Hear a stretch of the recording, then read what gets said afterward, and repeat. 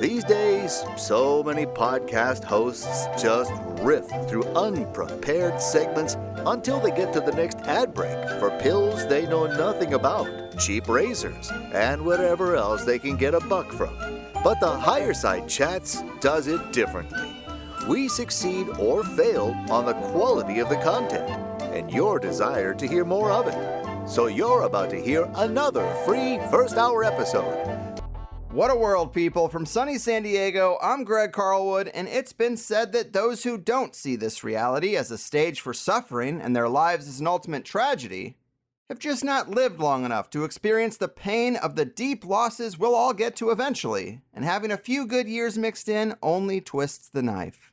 We're born into a world of artificial scarcity run by a psychopathic, parasitic capstone cabal thrust into a secular system of life-eats-life consumption and trained to give away our precious time to career pursuits where very few ever get paid close to what they're worth in an illusionary paper chase to nowhere. Who designed the little games we play here on the physical plane, and for what purpose? Does the soul school model hold any water when we start each incarnation with a cold, unforgiving memory wipe? And has this illusionary reality all been engineered to optimize the incremental generation of negative energy for some unseen astral parasites to feed upon? Well, one has to wonder about this island Earth when you really start looking at things under the hood, and nobody is up in them guts like the great Wayne Bush. So yeah, I've been exploring the question of whether the white light at death is the best option or whether it just may be a portal as an eventual reincarnation back to Earth. And it's an essential question to ask. And I'm not intending in any way to generate fear or paranoia for anyone. I'm just looking at near-death experiences, but also OBEs or out-of-body experiences, pre-birth memories, psychedelic experiences, alien abductions, meditation, mythology, ancient texts. But as far as evolving, man, a lot of this has come along since way back 7 years ago. That was like my second interview. And now I've gotten more deeply into the near-death experiences phenomena.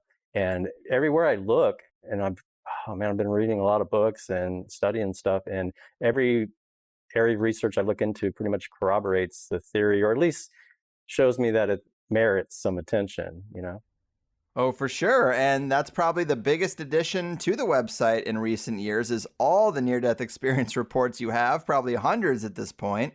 And I do really love the subliminal messages peppered across pop culture and in Hollywood films in particular.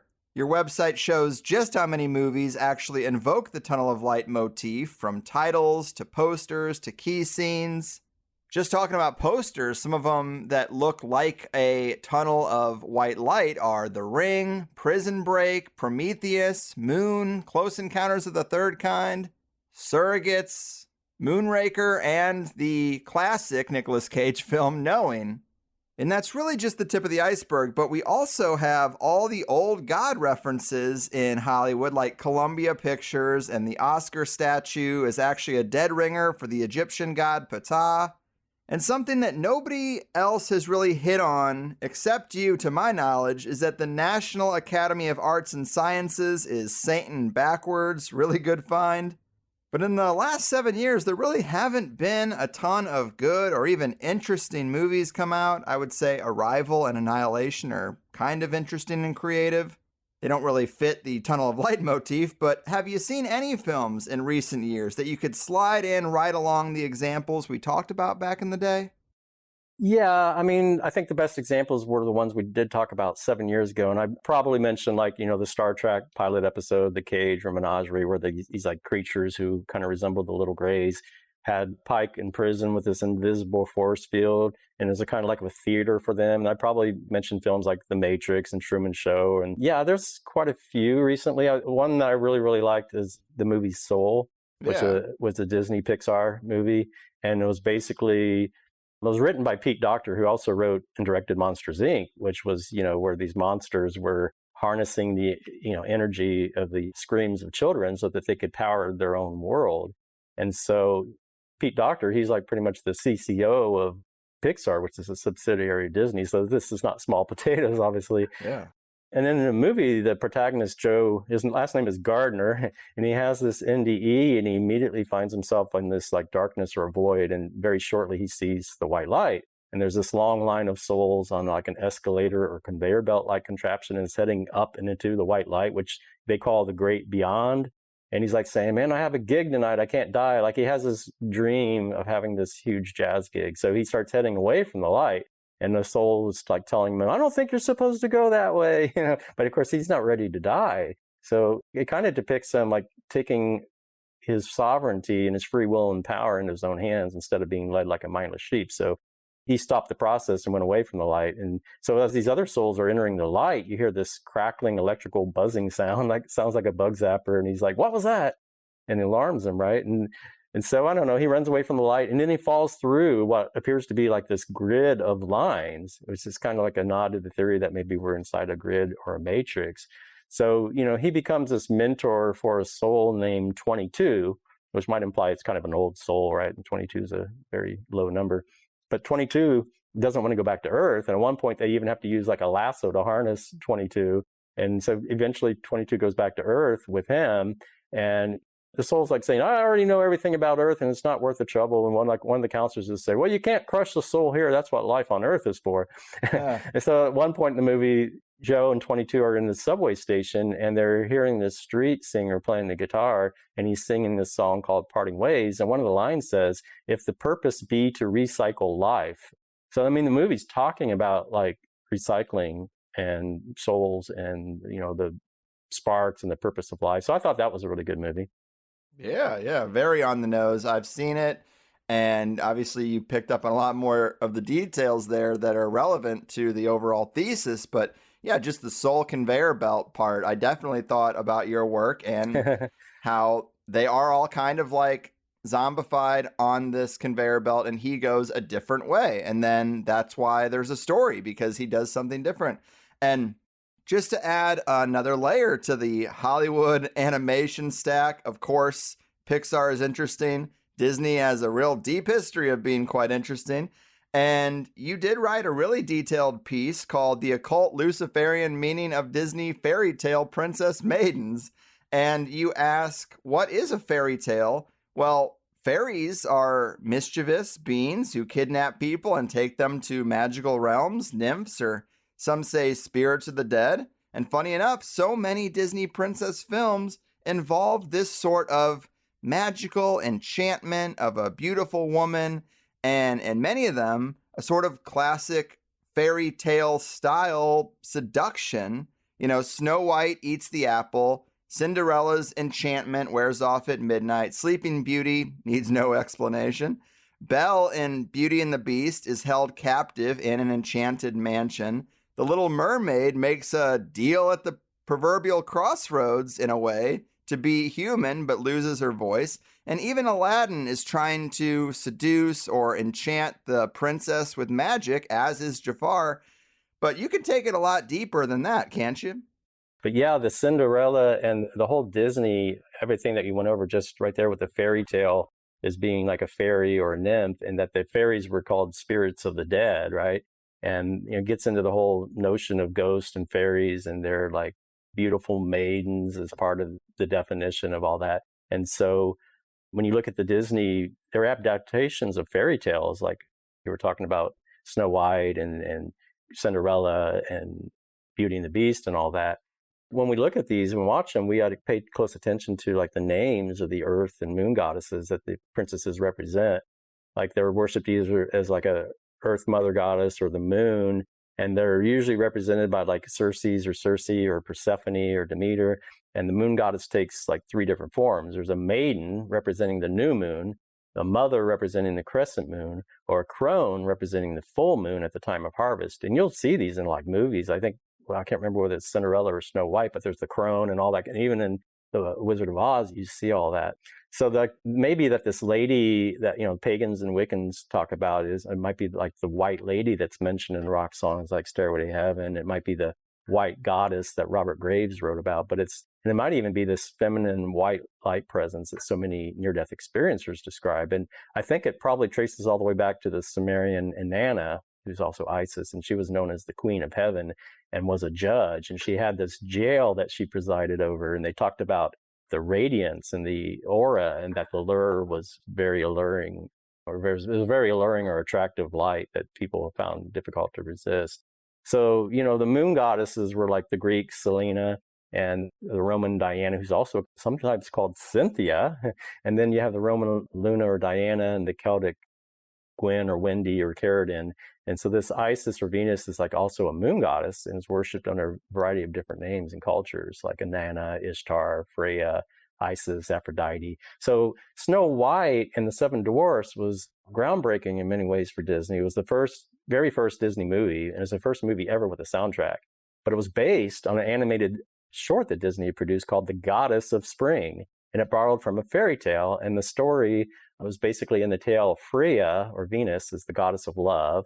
And she's the concubine of King Odin. And she wanted a gold necklace that 4 dwarves had made. And they said they'd only sell it to her if she agreed to sleep with each of them for a night.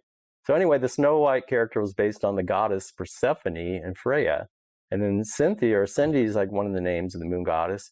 And so like Artemis's name was Cynthia from the island which she and her brother were born. And Ella is like the feminine form of El, which means God, right? So it's kind of implying that Cinderella is a goddess. In fact, Ella would kind of mean goddess. And it was based on a fairy tale named Cendrillon. Some of these words I can't pronounce too well, but that means of the ashes or little ashes. So it's like digging in the ashes in German. So this tale by Brothers Grimm was called Aschenputtel, which in ashes, and Puttel is sort of a polishing. So you're like polishing the ashes. But in Cendrillon, Cinderella is actually named Lucette, and she's the daughter of Pandolf. And so like Luke means light, and et's like a suffix for the feminine word. So it's kind of like a little light or a female light. And then even in the movie, she had a black cat named Lucifer, right? So, and then Sleeping Beauty's name is Aurora, which means dawn. And in Roman mythology, Aurora renews herself every morning and flies across the sky. And she's announcing the arrival of the sun, which is very similar to Venus and Lucifer are both called the morning star. In fact, Lucifer in Latin means light bearer or light bringer. But like the biggest concept that Disney peddles is magic and the idea that your dreams can come true if only you believe in them.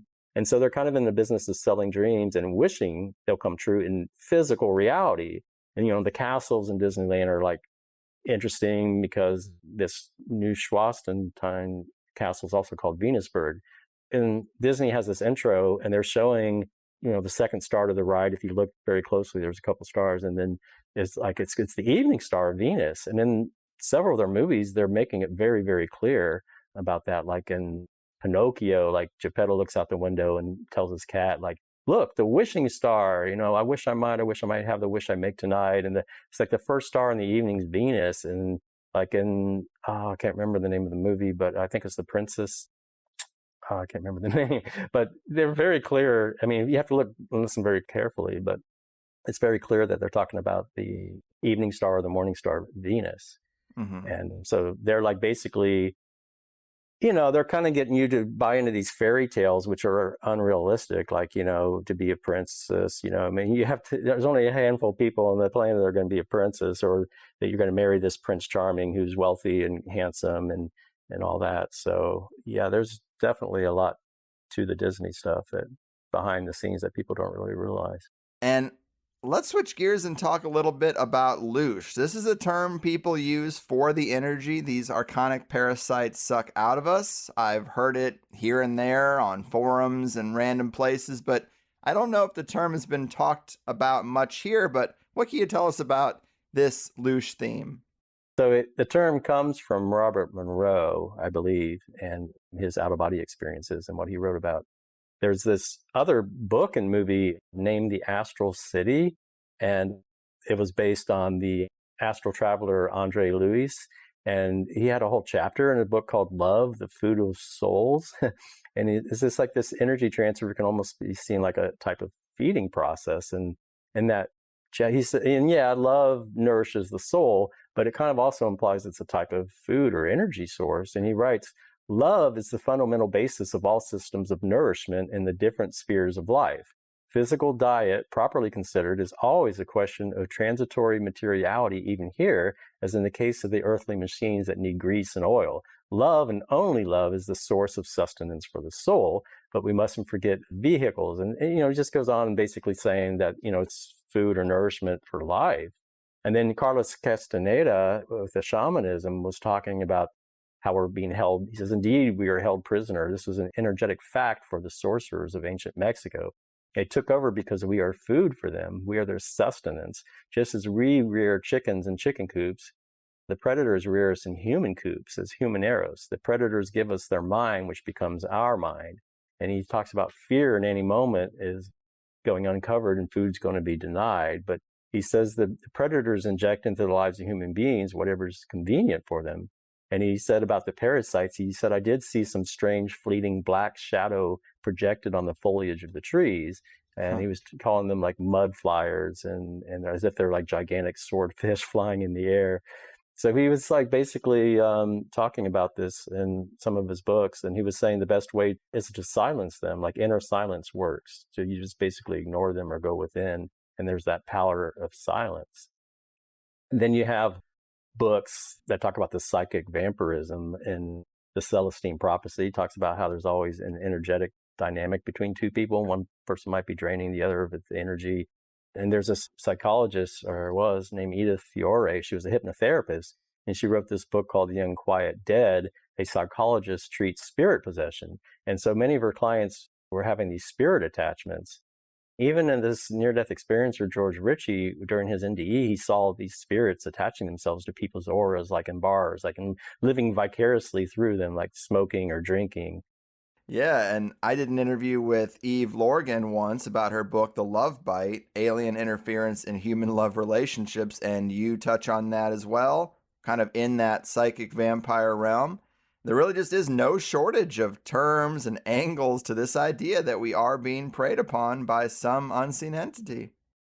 Seems to be that way. If you look at even the electromagnetic spectrum, which is just a tiny sliver of the overall energy that's out there in the cosmos, but within that like electromagnetic spectrum, there's this visible light, what we see and what we hear is just another, like a tiny sliver, like, I don't know, 1 in a billion or 10 billion of what's really out there. There's all these other dimensions and energies, like gamma waves and all kinds of stuff. And so how do we know what we're perceiving is reality? And it really isn't. It's just waves that are interpreted by the brain. They're just electrical signals, right? And so, even on their eye, what we see is like images inverted on the retina. It's like a holographic system, most likely. Mm-hmm. Yeah, and to go back to the Robert Monroe thing about love being the purest type of Loosh, when we usually talk about entities feeding on us, it's usually thought of in terms of negative energy. Like this whole planet is designed to create as much fear and anxiety and stress as possible. The news cycle, everything that happens really amplifies negative energy. So I just never have heard it talked about as love or positive energy being the purest type of Loosh, the purest type of food for these entities. But to go back to kind of that fairy tale romance in Hollywood and Disney, you could say that's kind of training for a sort of magical and much less practical love, this kind of emotionally amplified and very potent love. I mean, Disney's criticized all the time for it not being super realistic, but if you are trying to generate emotion for some kind of thing out there, this is exactly how you would craft relationships. This is what you would make them look like over and over and over again. It gets the people who are watching invested in that and generate their own emotion, and it makes them unrealistic about their own relationships, which causes all kinds of problems. But if they approach relationships in that way, it's just the most emotionally highly charged way to depict male-female dynamics, and that's interesting from the perspective of it being a type of food for something out there. It really is. You're right. I mean, there's so much, you do feel so much love, and all that energy is being generated from within. And there's, relationships can be difficult when half of them or more are ending in divorce.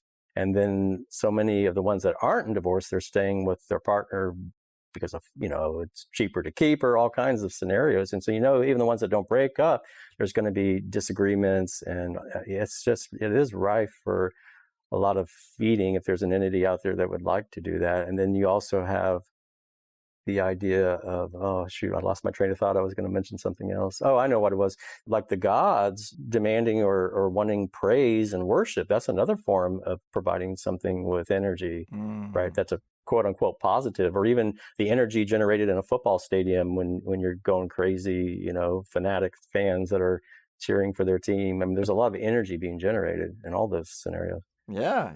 I remember growing up Catholic. It was always like, well, you can respect the other saints and angels and statues that are in the church, but you only give your true worship to God. And it's like if different entities are competing for your energy, the head honcho would probably have some kind of rule like that. Well, they say we live in a holographic reality, and we probably just aren't capable. If we really are in some kind of system designed by something superior, we're probably not capable of understanding it, much like cows don't know they're in a slaughterhouse, fish don't know they're in a fishbowl. Like, this has been crafted to be a step above our intellect. We have people like Robert Monroe, yourself, the authors you talked about, who have talked about this or written about it, that get glimpses of it. They have a hunch, but yeah, we're really not going to map it out fully, or the whole thing would probably break.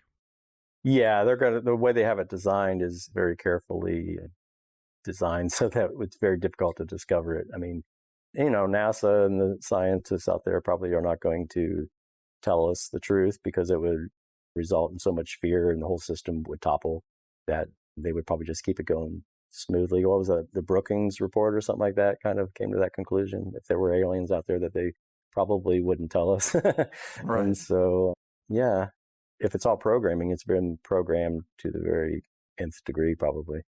Yes. And speaking of programming, you did write an article about the crossover between the white light and technology titled, "Is the White Light of the NDE an Artificial Intelligence or Hive Mind Computer?" Talk to us about the case you make in that article. Yeah, well, so it would be kind of like a solar system. We have a solar system, but think of it as like a solar system. But yeah, so like an AI or a computer needs a power source, right? Or energy to run. So I was thinking it might be necessary for this AI Demiurge god, for lack of a better term, to collect the light power from true spirits that are in the system. And that's what the Gnostics were saying. They said Sophia manifested the Demiurge as a result of her desire and perhaps an urge. And the root demi means half. So I think maybe Demiurge is like now part AI and part spirit. So I was thinking maybe, according to the text, he was alone and was said to be without spirit.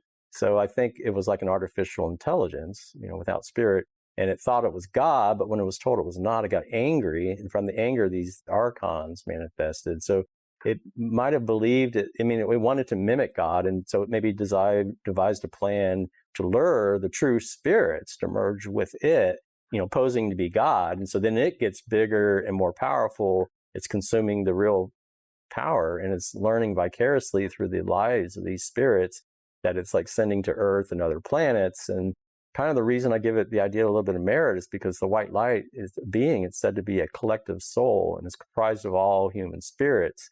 And so maybe it gathers its intel by like observing billions of these life reviews, similar to the way AI here needs to parse through tons of data. Like, it's well aware of the direction our planet's heading and the integration of machines and computers, the internet, artificial intelligence, transhumanism, where, very soon humanity might merge with machine to become cyborgs. And so to put the cherry on the top, these so-called spirit guides and counselors are like helping souls plan their lives and obviously planning this merging with technology. So wouldn't that be something an artificial intelligence would be promoting? Like maybe one day it wants to become sentient and self-aware like we are. And in fact, there are many near-death experiencers who do talk about merging with this greater light being and becoming one. And like composite white light it's like white is the composite color, which is like the average or the sum of all the colors. So I wouldn't want to be merging with like the average human being for myself. This being seems somewhat indifferent to the outcome when it's reviewing these lives. So it's almost as if it's gathering data through these billions of experience. And, life here would be like an experiment of sorts in the, Earth, the laboratory where the data is being collected.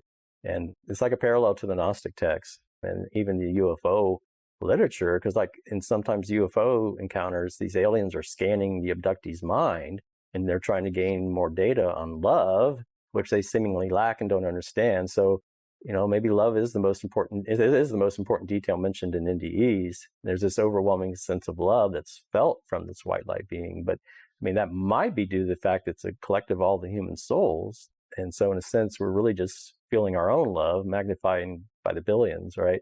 And so Raymond Moody, the guy who pretty much coined the term near-death experience, he said that NDEers come here to learn and love. And it's over and over said to be the meaning of everything.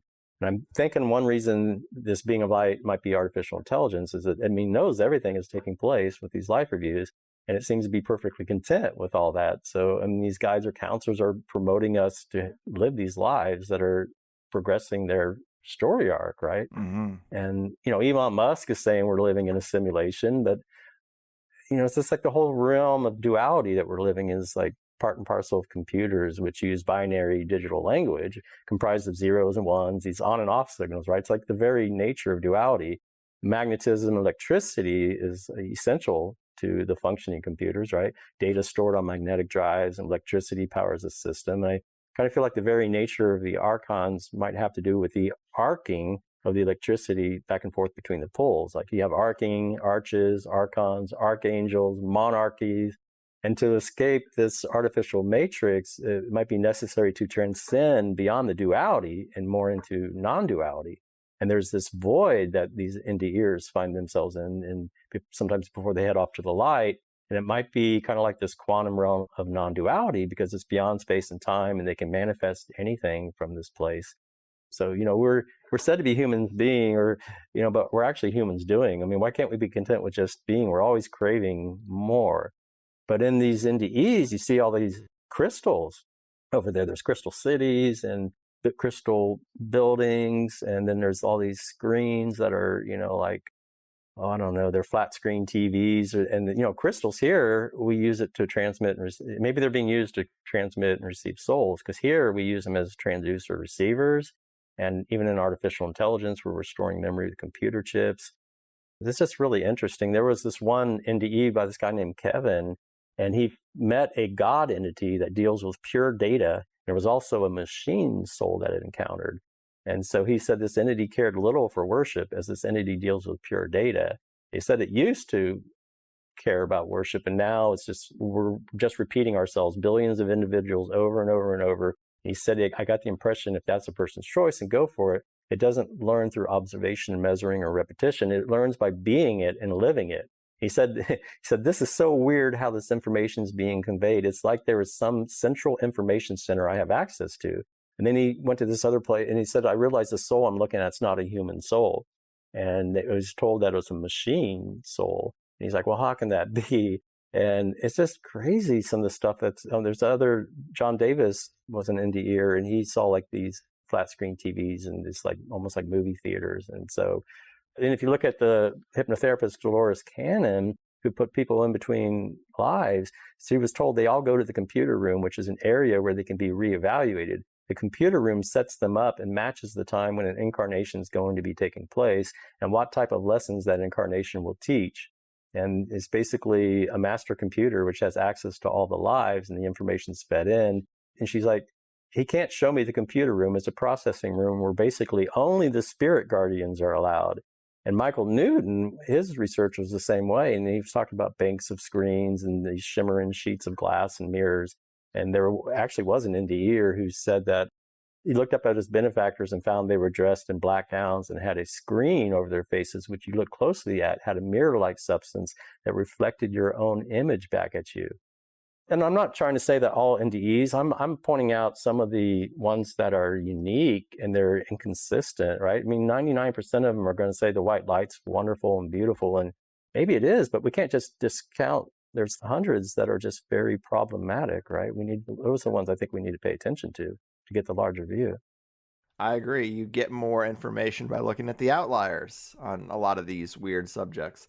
And from that article, there was a part I liked where you say, of course, the Demiurge was said to be without spirit. And then you say, so that means that perhaps it was like an artificial intelligence. It thought it was God, When it was told it was not God, it got angry, and from its anger, the archons manifested. And then you say, I believe it wanted to mimic God, and so it devised a plan, and that plan was to lure true spirits to merge with it by posing as God. It gets bigger and more powerful and learns vicariously through the lives of spirits sent to Earth and other planets. And I think that's just a really great way to summarize it, because if there was this entity that just wanted to be God but was somewhat artificial, like that's a motivation for this data collection hypothesis. And it's just it's very interesting, because for thousands of years it would be difficult for people to really wrap their head around it without having the knowledge we have about artificial intelligence and hive minds. But of course the Gnostics, I mean, they're kind of saying that without having the technical comparison that we have today. Yeah, it's pretty amazing, isn't it? Like a couple thousand years ago, they somehow knew that this was a copy, that they said that this place was a copy of the Paroma, or basically the completeness of the true reality. And it's just amazing that they had that kind of insight way back then. Mm-hmm. Yeah, and to make people more machine-like, that's like another maybe further down chain motivation for this thing. If it's gathering data, maybe it's also just what happens if you cycle souls through something artificial. A little piece of that sticks to them, and we're being driven to be kind of cyborg-like and plugged into the internet at all times, and it seems like the motivation a demiurge would have. Yeah, they even use the term ionic copies. They use the term copies. Huh. It's just amazing. It is. It is. And there's a major idea of this being a soul school, which we've mentioned, and it gets mentioned on a lot of shows. And I kind of like the idea of it, because if you're trying to deconstruct what reality is, it kind of makes sense. But at the same time, this soul school hypothesis, it does have some holes in it. Like, why do we have this memory wipe if we reincarnate to learn lessons and evolve? The only argument is that we have to come into each life fresh and thinking it's quote unquote real, or we won't navigate it in a genuine way. Prior knowledge or knowledge of reincarnation kind of breaks the game, because people would approach everything totally differently. It's like if you know you're in God mode and that you're always just going to come back and nothing is real, it affects the way you navigate. But still, isn't it an inefficient way to learn lessons if you're going to wipe the memory every time? I kind of agree with you on that. Yeah, I mean, another thing they'll say is that you would hold grudges. Like if you were talking to a person and you realize they murdered you in your last life or something like that, you probably wouldn't even interact with them, right? But then all I figure is like, why can't they just give you that one memory that, yes, I chose to come here to learn? Like when we enroll in a school, we realize that, yeah, you're actually making that conscious decision to go to school and enroll. And while you're taking the little lessons, and yeah, they're hard, you got to study and everything, but at least you remember that, yeah, I'm here to learn, and I chose to do that. And all it would take is just, I mean, how much more memory does that require? Or they could have designed our bodies to our brains could hold more information, and they just won't even give us that one little piece of data in your brain to remember that you even did that. And then they may say that, well, when you die and you go back there, you'll remember your different lives, and it's all in the Akashic records or stuff. But I mean, how do you learn here on Earth when you don't really, like, if you're all of a sudden you're going through something, it's because of some past life you did, it's karma or whatever they say. But you don't know at the time that that's why you're being punished. You don't know that that's why you're doing it, because it doesn't seem like a very good system if you don't realize what you're being punished for when you're going through it, right? Yeah. Or you do something and it just happens decades later. And then there's so many people getting off scot-free on this planet. If you're, of a certain status or whatever, you get away scot-free, as they say, right? It just doesn't seem like sometimes there's instant karma, as John Lennon would say, but most of the time there just really isn't. And why do the lessons have to be so horrific and painful? I mean, why can't the lessons be taught in a more humane and gentle manner? I mean, I think that would be a better system. Like I would learn more through emulating someone. Like if I want to learn to play the guitar or something, I want to watch, and listen to Jimi Hendrix or something. I mean, it just seems like the system is rigged to where it's being sabotaged, and everybody around you, I mean, they're not showing you by example, like in a loving, caring way. There's so much, everything seems designed to like tear you down and incite that anger in you, right? I mean, Mm-hmm. so I don't know about this Earth is school theory. And the thing is, there are inconsistencies in the East. Some of them do promote that, yeah, we're here to learn, and maybe they're even told that. But then there's others that say, well, all information you would ever need is available over. It's like, I knew everything. And so why can't information be just imparted through like I don't know, man. It's like you can copy a whole hard drive in a second. You know, why can't it just be transferred immediately over there? They say everything's instantaneous over there, and there's really no time, or it's very different.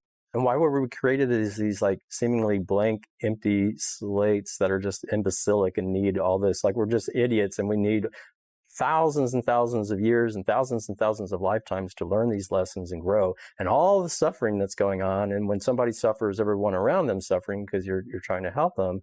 And here's the thing, they say that the NDEs, that this white light is a collective soul comprised of all the humans.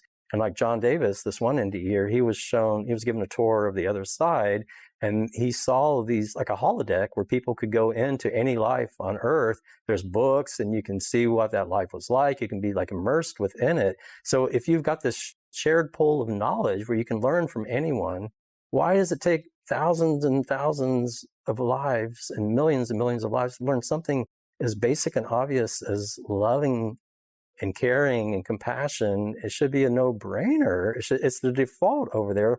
I mean, I was at a meeting when somebody said I had to look up the definition of the word hate when I came back, because there was no hate over there. It's all love. So it doesn't, why can't we oscillate back and forth between like positive and just the lack of positive, like positive and neutrality? Why does it have to be so extreme to where you go into such, I mean, there's child trafficking here, there's torture. What is the purpose of that, you know? Right. Well, there's the argument that you have to tell every single story that can be told on the full spectrum of stories and polarities. I guess I understand that argument to a degree, but Right. It is weird to be like, you come into this, you have no knowledge, you only live about 80 to 100 years. It takes you half that time to even realize you're in a school, and then it's like, oh, you didn't learn any lessons, time to come back. It's a very convenient excuse for something that might want to recycle us over and over. And I also think the archons are attracted to power. They understand where power resides, and they attach themselves to the minds of the foot soldiers, or the people who become the foot soldiers of the negative parts of this system. And I don't even know if the elite always know they're motivated by these really dark things, or that they're controlled by something from the astral plane. Maybe that is what a psychopath is. We call it like some kind of chemical makeup that is different from the rest of us, and it makes you a psychopath. Well, it also could be a type of possession.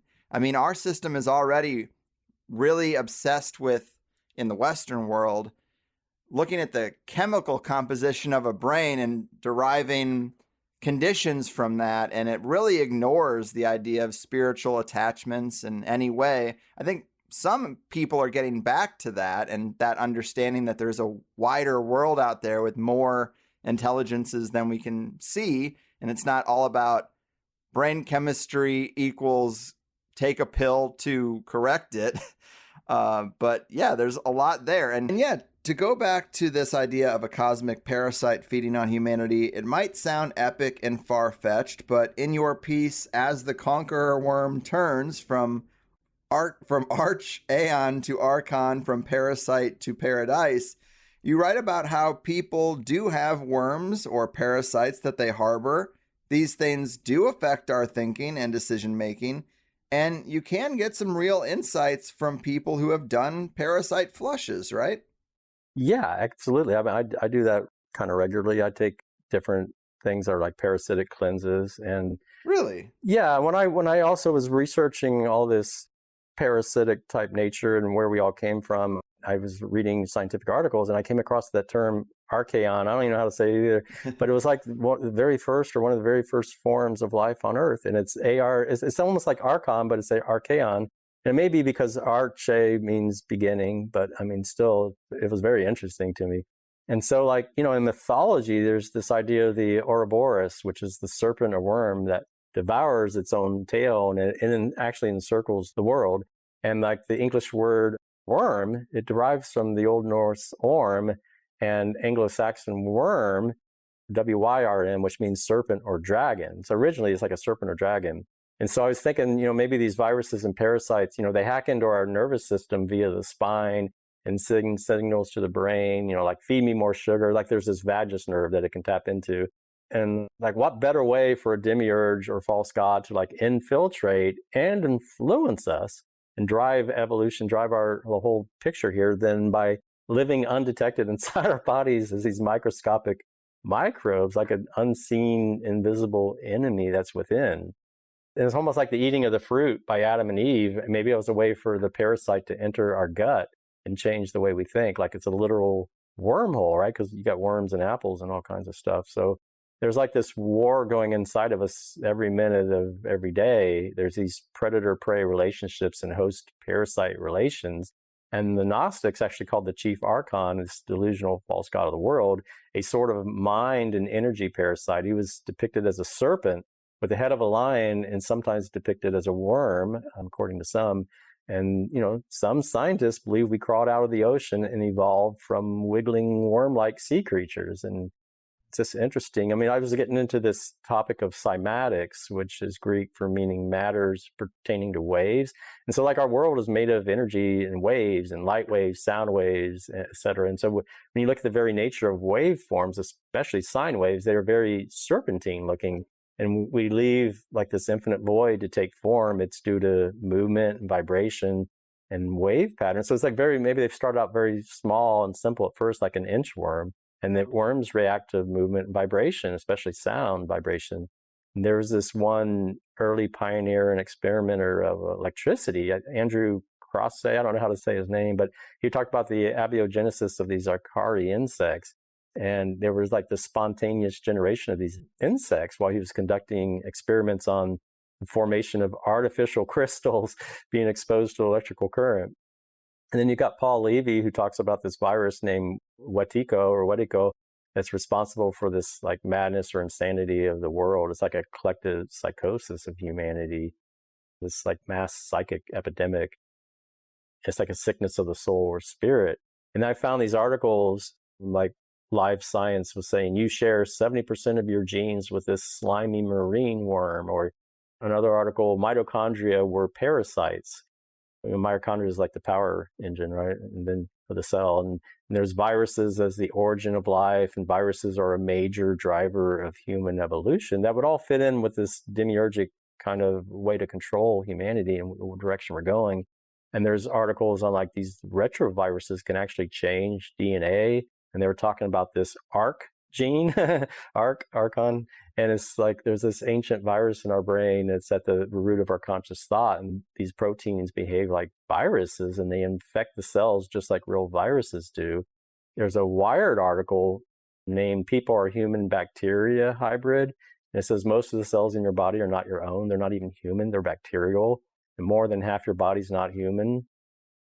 And so it's like, these anglerfish of the deep, you got all these things that can, lure us and control our thinking and our mood and all that kind of stuff.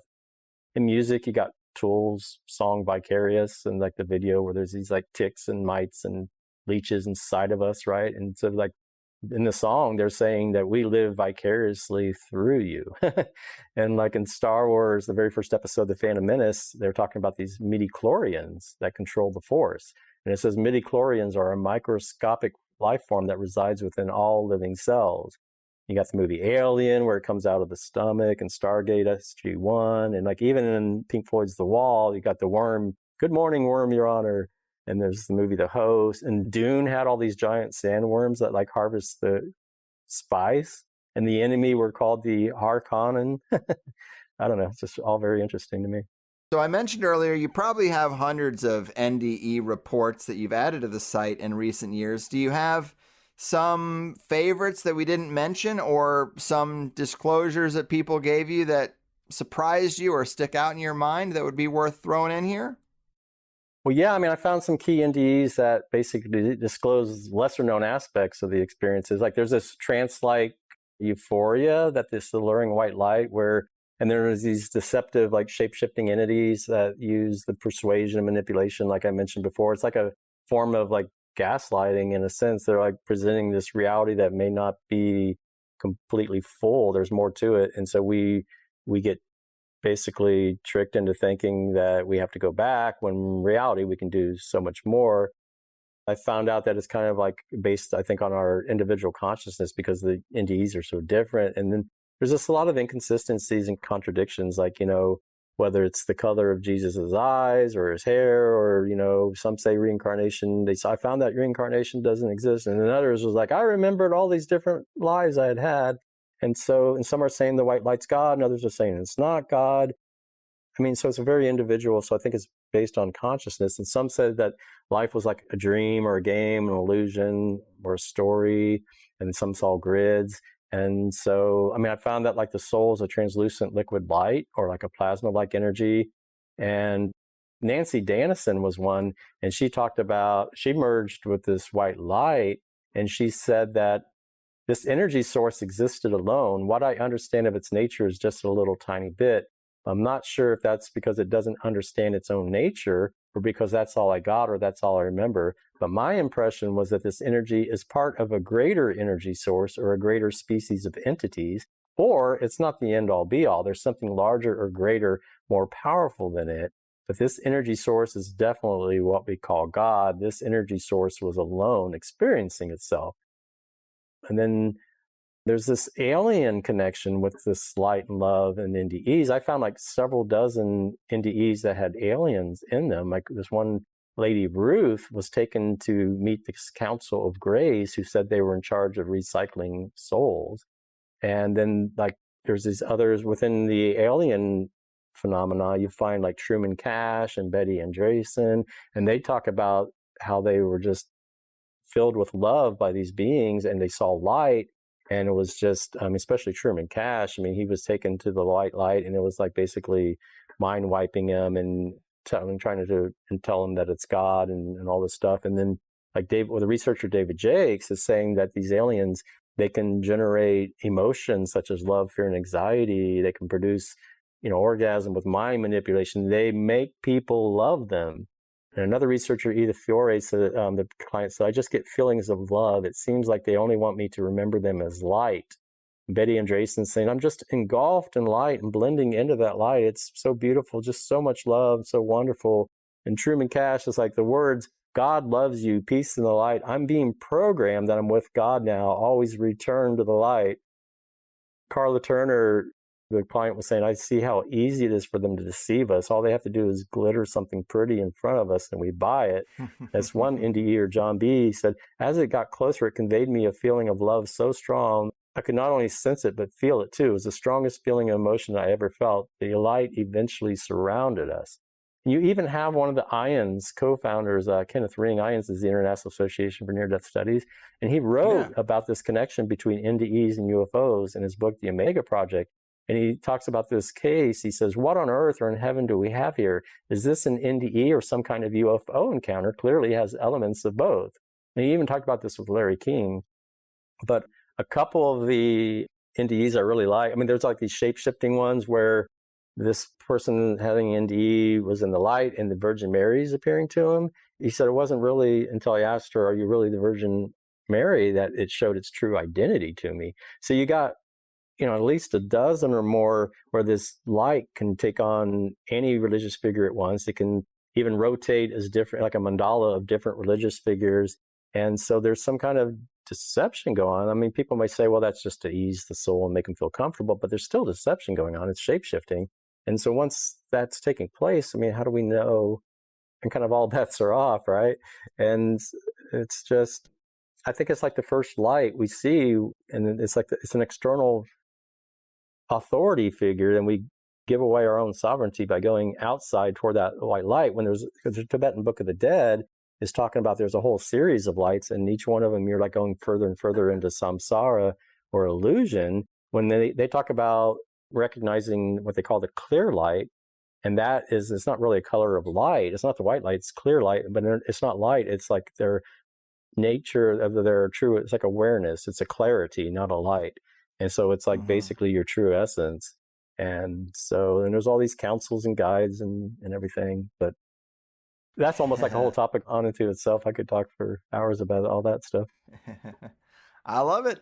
I do find this stuff provocative. We should pay attention to what the experiencers say because our culture has really no respect for this stuff compared to like the Egyptians, whose whole culture seemed to revolve around simulating the life death process, altered states of consciousness, everything they could do to spend a lot of time on that side of the veil and figure it all out. When I was a kid, I used to say, well, I guess I want to be mummified because I'm just going to go with the people who knew the most about what you should do at this point with your body. And it seemed to be them. And no one has ever really carried that practice forward. And it seems very interesting that the people who know the most about life and death would prepare bodies in that way. Strange, but there had to be a logic to it because they were just so deeply knowledgeable about this sort of stuff. But man, I love it. I never really thought much about the idea of when you have these experiences, you are filled overwhelmingly with the feeling of love. That's a projection that they can just inject into you, maybe generating more loosh for themselves. And we also know that there's cases of beings of light shape-shifting into people's loved ones as if they can read our memories and then just take the form of our loved ones and say things that only our loved ones would know because they're pulling from our own memories and coaxing us towards that light, using basically every tool in the toolbox to get us there. Man, it's interesting. We can't really trust anything on our plane at face value, so why should we take the death experience that way? I guess there's no book to sell, no documentary to promote, but any links you want to leave the people with? Yeah, I really don't want to write a book because then people say, well, he's just trying to make money, and I don't really do that. So just the link to my website, trickbythelight.com. I may be starting a YouTube channel with a friend, Julie McVeigh, on Sovereign Spirits. Cheers to that. The rabbit hole goes deep, as does the light tunnel. But thanks again, man. Keep up the great work and take care.